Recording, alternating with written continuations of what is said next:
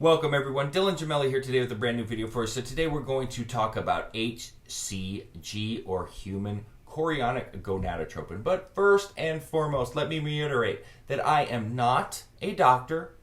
I am not advising you to use any of the things that I discuss. What you do with this information is completely up to you, and I am doing this for your entertainment purposes only.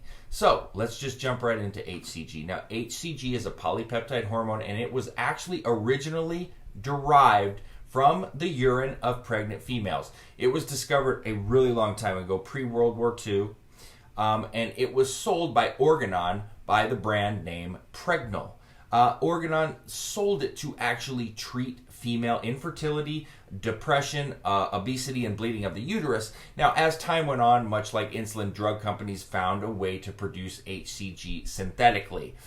In the modern era, now it's used to treat low testosterone, infertility, and genital defects involving the testes. Now, in addition to this, some obesity clinics have also used HCG to help with weight loss. So where does HCG come from?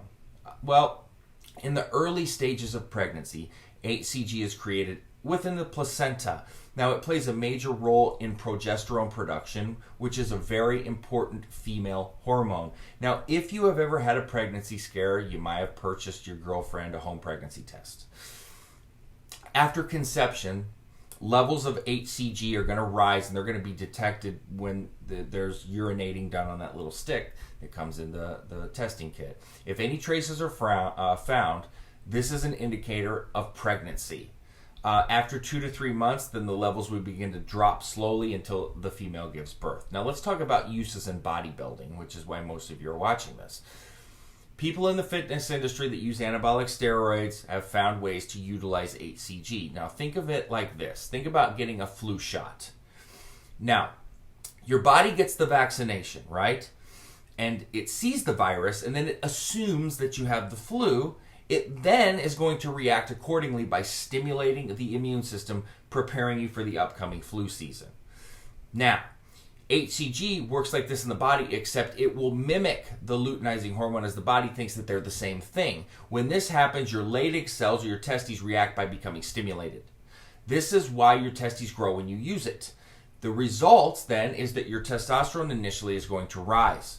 Now, this is useful on an anabolic steroid cycle because you can keep your testes plump, and then coming off a steroid cycle, you can feel better since you get a rise in testosterone. Now, let's talk about dosing in bodybuilding. HCG typically comes in 5,000 IU ampules as like a white powdery substance. You then reconstitute it carefully by mixing in sodium chloride or bacteriostatic water. After doing this, you've got to store it in the refrigerator, and the mixture can last you 30 to 60 days. Now, the injection is typically done subcutaneously in the stomach fat with an insulin needle. Now, typical doses vary. What I've always told people is 1,000 IUs per week, 4 weeks at a time. Don't exceed that. There's no need. Some people will run it higher. I don't think that that's necessary, first of all, or that wise of an idea, second of all. But that's completely up to the user and what they do. Now, side effects. HCG is, and one thing I want to point out, never under any circumstance use this in post-cycle therapy, and I'm going to get into that right now. All right? It can cause mild suppression in men because it's a hormone. This means that it's going to gradually start desensitizing your pituitary glands because it's mimicking your luteinizing hormone. This is why you should never abuse it or use it during post-cycle therapy, and bridge if you want your HPTA to fully recover properly. It can also increase estrogen, which is the last thing that you want during post-cycle therapy. It does a good job at stimulating our Leydig cells, which will cause a rise in testosterone levels. Those rise in hormones will also aromatize into estrogen. So it will cause an increase in estrogen, which, like I pointed out, you do not want this going on in post-cycle therapy. Now, real quickly, let me just touch on the HCG diet. It was originally proposed by a British doctor during the 1950s as a way to fight obesity, and has since been parroted by a lot of so-called fitness gurus, a lot that have zero education with nutrition. And what it does is it involves injecting HCG while also reducing calories to basically 500 calories per day.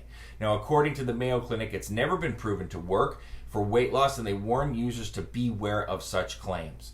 You know, some side effects that have been reported with the HCG diet, they include fatigue, irritability, restlessness, depression, fluid buildup or edema, and swelling of the breasts in boys and men, or gynecomastia. Another serious concern is the risk of blood clots forming and blocking blood vessels. Okay, it's just ridiculous. I would never advise this whatsoever. Now, since HCG has a lot of side effects, it's not for everyone. I never use it. Never. Okay? The only instance is that I've used it is for, fertility help. And that was only because I have to, not because I just generally don't recommend it. I try to always steer people towards alternatives, and I've been doing that for years, and that's why I did, show everybody the DGA brand post-CT, which is meant as a replacement for HCG on cycle. If you go to www.dganutrition.com, you can see DGA post-CT, read all about it. I've also got videos coming out about it to explain why it's a better alternative. So you might want to check that out as well. But that is HCG for you. I want to give you all the facts, good and bad. Everybody knows I'm not a big fan of it, but I also have to give you all of the facts surrounding it because there are uses for it. So, that being said, www.icearms.com/forums. I'm also in the Evolutionary Forum as well as the Elite Fitness Forum. You can also email me, Dylan@icearms.com. And please don't forget to subscribe to the channel. That being said, stay tuned for plenty more to come. Dylan Gemelli, signing off.